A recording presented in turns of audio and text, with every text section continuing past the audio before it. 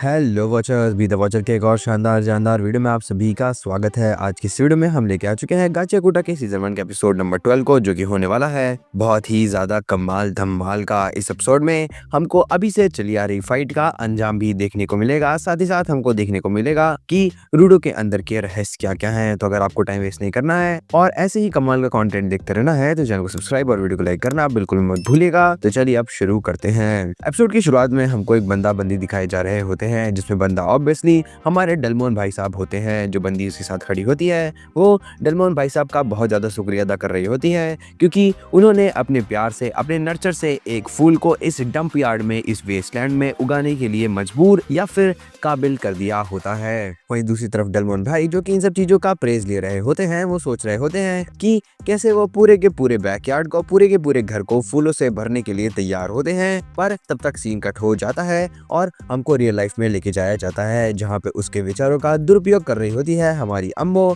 और कह रही होती है कि बिग मैन। वहीं दूसरी तरफ रूडो को कह रही होती है कि मेरे प्यारे रूडो, इन लोगों को तबाह कर दो। वहीं दूसरी तरफ रियो भी होती है और वो भी अपने विचारों में कहीं ना कहीं खोई हुई होती है और अम्मो की साइड में हो गई होती है। यही नहीं, इसके अलावा हमारा फोलो भी एक पाइप लेकर के खड़ा होता है और जेंका और टैम्सी से लड़ाई करने के लिए तैयार होता है। वहीं दूसरी तरफ जेंका और टैम्सी फाइनली उभी आ गए होते हैं, तो वो भी तैयार होते हैं सबकी तबाही करने के लिए। इसके बाद हमारा टैम्सी फाइनली अपना वाइटल इंस्ट्रूमेंट यानी कि टोकोशिन यूज करता है और उसके हाथ में भी एक बहुत बड़ी सी रॉड आ जाती है, जिसका हायर एंड पे एक व्हील बनी होती है जो कि कम्प्लीटली रोप से घिरी हुई होती है। वहीं दूसरी तरफ हमारे डलमोन भाई साहब, जो कि इन लोगों को किसी और के रूप में देख रहे होते हैं, सबके ऊपर आक्रमण करने के लिए आगे बढ़ने लगते हैं। और तब तक टैम्सी भाई साहब अपनी एबिलिटी यूज करते हैं और नेट नाम का एक स्ट्रक्चर क्रिएट कर देते हैं, जिसमें सारे के सारे लोग फंस जाते हैं और उल्टा लटक जाते हैं। अम्मू ये सब देख के बहुत ही ज्यादा स्तब्ध हो जाती है। अम्मू अपने कमरे को भी लेकर के चिंतित होती है और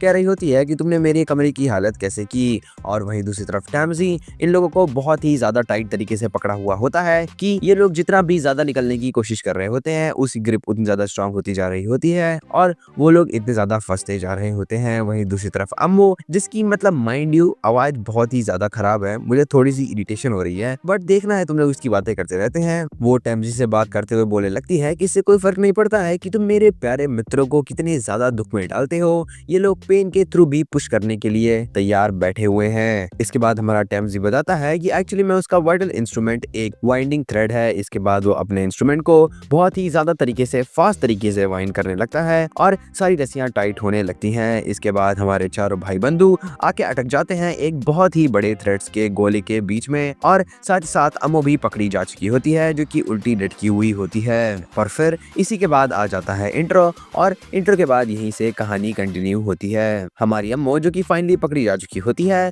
वो वंस अगेन अपनी बदसूरत आवाज में वापस चिल्लाने लगती है और चारों लोगों से मदद मांगने लगती है। वहीं दूसरी तरफ हमारा क्रिस, जो कि बहुत ही ज्यादा चिंतित होता है इंजन को लेकर के, वो टोमे के पास पहुंचता है। हमारा इंजन को भी मास्क पहना दिया गया होता है, तो अब वो भी इफेक्ट नहीं होने वाला था। अम्मो की पावर से बेसिकली ऑलमोस्ट सारी सिचुएशन कंट्रोल के अंडर आ गई होती है, पर इंजन अभी भी नहीं उठ रहा होता है। ये सब देखने के बाद हमारी अम्मो एक्चुअली में once again complete full on breakdown करने लगती है, जिसके कारण से वो चारों लोग जो कि इसके कंट्रोल में होते हैं, वो इस रस्सी से, इस वाइंडिंग थ्रेड से निकलने की कोशिश करने लगते हैं, पर वो इतना ज्यादा टाइट होता है कि सब लोग के शरीर से खून ही निकल रहा होता है, खून की वर्षा हो रही होती है। इसके बाद हमारा टैम्सी एक्चुअली में ब्रेक कर जाता है। वो कहता है कि तुम्हें निकलना है तो चलो मैं तुम्हें निकाल ही देता हूँ। इसके बाद वो कहता है कि अब देखो मैं तुम्हारी क्या बैंड बजाता हूँ। इसके बाद वो अपना स्टाफ पटकता है और इन लोगों को एक बेब्लेड की तरह कंप्लीटली घुमाने लगता है, जिसके बाद ये लोग फ्लोर्स बाय फ्लोर्स नीचे गिरने लगते हैं। नीचे गिरते गिरते हमको दिखाया जाता है कि चारों काफी ज्यादा अच्छे तरीके से चोटिल हो जाते हैं, जिसको देख के हमारा जेंका बहुत ही ज्यादा सदमे में चला जाता है, क्योंकि ये चारों लोग कंप्लीटली लहूलुहान हो गए होते हैं। इसी कारण से जेंका बोल रहा होता है हमारे टैम्सी से कि तुम बहुत ही ज्यादा आगे चले गए हो, पर टैम्सी अपनी गलती मानने को नहीं तैयार होता है। वहीं दूसरी तरफ अम्मो, जो कि वंस अगेन अपनी बदसूरत आवाज से वापस बोल रही होती है कि जो भी अम्मो का पाथ क्रॉस करते हैं उनके साथ ऐसा ही होता है। देखो तुम लोग मुझसे बात नहीं करना चाहते थे, इसलिए तुम्हारे 4 दोस्त मारे गए। अगर तुम लोग मुझसे बात करना चाहते होते तो तुम्हारे 4 दोस्त नहीं मारे जाते। वो अपनी ये सब बकवास करी रही होती है, पर तब तक हमारा जेंका उसको याद दिलाता है कि कैसे रेमेलिन ने इन सब के ऊपर एक्चुअली में एक स्पेल को कास्ट किया होता है, स्पेल को ड्रॉ किया होता है। इसी कारण से ये लोग एक फेटल हिट लेने के लिए इस वक्त कंप्लीटली रेडी होते हैं। तो इस ऊंची सी बिल्डिंग से गिरने के बाद भी ये लोग भले भी चोटिल दिखाई दे रहे हैं पर ठीक हो जाएंगे, जिसके बाद हमारा रूडो ठीक भी होने लग जाता है। वहीं दूसरी तरफ एंजन आता है और फाइनली इस लड़की के जूते निकाल लेता है। इसके बाद वो कम्प्लीटली सेट ही आ जाती है और इन लोगों की विक्ट्री बहुत ही ज्यादा सीमेंटिफाई हो जाती है। पर इससे पहले कि हमको उस पूरी की पूरी सिचुएशन का आउटकम दिखाया जाए, हमारा सीन कट हो जाता है और हमको लेके जाया जाता है क्लीनर्स के हेडक्वार्टर की तरफ, जहाँ पर हमारी सीमू दीदी फाइल्स को चेक कर रही होती हैं और मिशन के बारे में सोच रही होती हैं। तभी वो रूडो का चित्रण देख के रुक जाती हैं। तब तक वहाँ पर आते हैं बॉस भाईजान, यानी कि हमारे आरका भाई साहब। वो उससे पूछने लगते हैं कि तुम इतनी ज्यादा चिंतित क्यों हो, क्योंकि हमारे जो बंदे गए हैं वो स्ट्रॉन्ग इनफ है ताकि वो इन्फॉर्मेशन को निकाल सके। जिसपे वो कहती है कि ऑब्वियसली मुझे इन बंदों के ऊपर तो पूरा भरोसा है। जिसके बाद वो कहता है तो तुम्हारे चिंता का कारण अवश्य ही रूडो होगा। तुमने आखिरकार जब रूडो को देखा था तो उसके अंदर क्या देखा था। वहीं दूसरी तरफ हमारा एंजन अम्मू के जूते लेने के बाद उसको जूते देने को बिल्कुल भी तैयार नहीं होता है। अम्मू चाहे जितना पगला है, चाहे जितना सठिया है, इसके बाद वो ये भी कह रही होती है कि तुम इनको मत छू, नहीं तो इसमें से उस आदमी की स्मेल चली जाएगी। ये सुनने के बाद हमारा इंजन उसको छूने की भी कोशिश करता है पर उसकी बदबू से इसके नाक के बाल जल जाते हैं। फिर इंजन उससे एक बार्गेन स्ट्राइक करता है कि सब लोगों को अगर आप जाने देंगी, अपने कर्ज के मैनिपुलेशन के बाहर एग्जिस्ट करने देंगी, तो फिर ऑब्वियसली मैं आपको आपके जूते वापस कर दूंगा अम्मू जी। जिसके बाद अम्मू जी मान जाती हैं और सबके ऊपर से अपनी पावर रिलीज कर देती हैं। वहीं दूसरी तरफ डेलमोन भाई साहब और बाकी सारे लोग जो कि अभी अभी इस सपने से बाहर आए होते हैं, वो लोग बहुत ही ज्यादा चिंतित, दुखी और हकलाए हुए होते हैं। आखिरकार अगर आप किसी से बहुत ही ज्यादा प्रेम करते हो और वो आपको छोड़ करके जा चुके हो और फिर आपको उनसे दोबारा मिलने का मौका मिले, अपने प्यार को इजहार करने का वापस मौका मिले, बहुत सारी गलतियां सुधारने का मौका मिले और आपको कुछ क्षण बाद पता चले कि वो सब कुछ झूठ था, वो सब कुछ एक स्पेल था जो कि आपके सामने वाले बंदे ने क्रिएट किया था, तो ऑब्वियसली थोड़ी देर के लिए आप भी मेंटली अनस्टेबल हो जाएंगे। और यही चीजें हो रही होती हैं हमारी रियो हमारे डेलमोन के साथ। टेम्जी का भी यही सोचना होता है। इसके अलावा उसका ये सोचना होता है कि इसकी पावर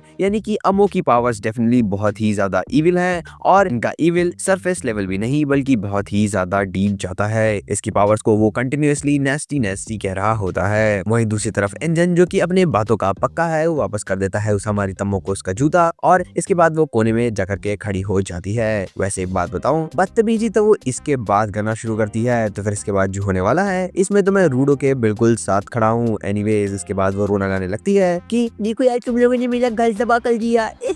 मैं तो बस तुम लोग को मारना ही चाहती थी, तुम लोगों ने मेरा घर कैसे तबाह कर दिया। इस मोमेंट में मेरा ऐसा लगा ना, I just wanted to get inside the screen. भाई इसको तो पकड़ूं और तमाचे तो मैं मारूं इसको, पर क्योंकि यहाँ पर बाकी सारे लोग एडल्ट्स हैं तो फिर इसको सब लोग छोड़ दे रहे होते हैं। पर तब तक हमारा रूडो जो कि अपना मास्क बड़ा ही आहिस्ता आहिस्ता निकाल रहा होता है, वो उसकी तरफ बढ़ने लगता है। सब लोग रूडो को आगे बढ़ता हुआ देख रहे होते हैं, समझ नहीं पा रहे होते हैं कि हमारे रूडो भाईजान करने क्या वाले हैं। वहीं दूसरी तरफ हमारे बॉस भाई साहब भी स्मियो से पूछ रहे होते हैं कि तुमने रूडो के अंदर क्या देखा है। इसके बाद वो बताती है कि स्मियो ने रूडो के अंदर एक बहुत ही कमाल की डार्कनेस, एक बहुत ही कमाल की वेंजेंस देखी है जो कि ऑलमोस्ट एक कर्ज जैसा है जो कि दुनिया को तबाह कर सकता है। और इसी कर्ज का रिफ्लेक्शन देखते हुए हमको रूडो दिखाया जा रहा होता है जो कि ऐसा मुकवाता है ना भाई, गूंथ देता है इस लड़की को आटे के तरीके से। इसको इतना मारता है ना कि इसके चेहरे की सर्जरी निकल जाती है। भाई मुझे मजा आ गया, कोई कुछ भी कहे, बहुत अच्छा किया भाई, मार के मुझे मजा आ गई। एनीवेज पर फिर भी है तो ये बच्ची ही और साथ ही में लड़की ही, तो सब लोग इसको फाइनली में रोकने को कामयाब हो जाते हैं। वहीं दूसरी तरफ रूडो का जो कर्ज होता है या फिर एटलीस्ट मियो को जो कर्ज लगता है वो उसके ऊपर टेक ओवर कर रहा होता है। ये सब होने के बाद हमारा रूडो वही बातें करता है जो कि मैंने बातें की, इससे क्या ही फर्क पड़ता है कि ये लड़की है कि नहीं। ये कुछ ही क्षण पहले हम सभी लोगों को मारने के लिए तैयार थी, तो क्या इसका मतलब हम लोग इससे फाइट बैक नहीं करेंगे? अवश्य करेंगे। और हमारे रूडो का फाइट बैक करने का तरीका यही था। वहीं दूसरी तरफ हमारी अम्मू बहुत ही ज्यादा मार खाने के बाद आंखों से आंसुओं की धारा निकालते हुए पड़ी हुई होती है। इसके बाद इंजन बोलता है कि चलो भाईजान, मैं समझ गया आपकी भावनाओं कैसी हैं, परंतु परंतु परंतु अब हमें जो इस इन्फॉर्मेशन चाहिए थी वो आप कैसे निकालेंगे? ये सुनने के बाद हमारे रूडो का चेहरा लाल पीला हरा नीला हो जाता है और वो सोचने लगता है कि वो इसका उचित उत्तर क्या ही दे। तब तक इंजन उससे कहते हैं कि चलिए हम लोग बाहर चलते हैं और दोनों लोग मिलकर वार्तालाप करते हैं कि यहाँ पर क्या क्या घटित हुआ है। इसके बाद रूडो इंजन के साथ बाहर आ जाता है और दोनों लोग बातें करने लगते हैं। हमारा रूडो बोलने लगता है कि वो एक्चुअली में काफी ज्यादा दुखी है क्योंकि वो बिल्कुल भी नहीं बदला है। इसके अलावा बोलने लगता है इंजन से कि तुम कुछ क्यों बोल नहीं रहे हो, जब तक इंजन बताने लगता है कि उसको किस तरीके की लड़कियां पसंद हैं। टोटो भाई साहब यहाँ पर होते हैं तो इंजन को बहुत ही ज्यादा प्राउड महसूस करवाते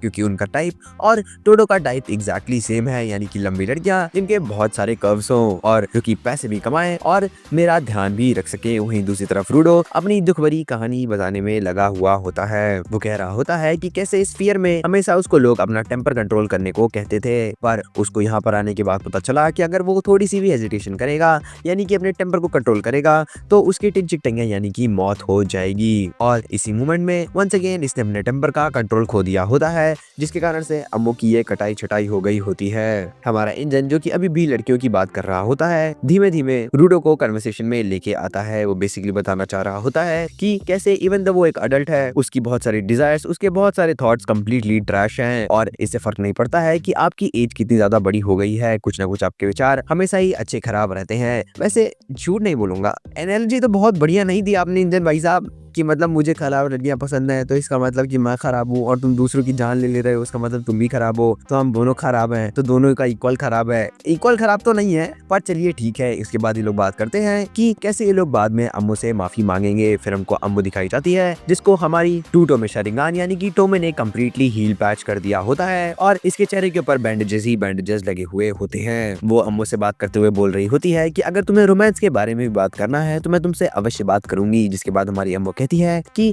आप बड़ी ही प्यारी माँ बनेंगी। इसके बाद वो वंस अगेन रेंट पे चली जाती है। और वैसे एक बात बताऊं, देखो मुंह के खाने के बाद ये बात तो अच्छे तरीके से कर रही है, थोड़ा सा डिजर्व तो ये करती थी, कोई माने या ना माने। वो आगे बोलने लगती है कि मुझे मेरी मम्मी बड़ी पसंद थी, मेरी मम्मी के कारण ही मुझे मेरा पहला प्रेम मिला। इसके बाद वो अपने जूते को धीमे धीमे सहलाने लगती है। इसका मतलब कि ऑब्वियसली उसका पहला प्रेम उसका जूता ही होता है। इसके बाद वो बोलती है कि इन्हीं सब की मदद के कारण, अपनी माता के कारण और बहुत सारे सर्कमस्टेंसेस के कारण वो एक एंजल को भी देखने में कामयाब हो पाई, जो कि अपनी मर्जी से स्फीयर और ग्राउंड के बीच में आता जाता है। ये लोग सुनने के बाद ये सारी बातें कंप्लीटली स्तब्ध हो जाते हैं और उससे और डिटेल मांगने लगते हैं मुंह फाड़ करके। पर तब तक हमारी अम्मू रुक जाती है क्योंकि एपिसोड खत्म हो जाता है। जी हाँ, इसी पॉइंट पे हमारी ये कमाल धमाल का एपिसोड खत्म हो जाता है। तो गाइस, आपको एपिसोड कैसा लगा इसको कमेंट सेक्शन में बताना बिल्कुल मत भूलिएगा। So guys, thank you for watching and be the watcher.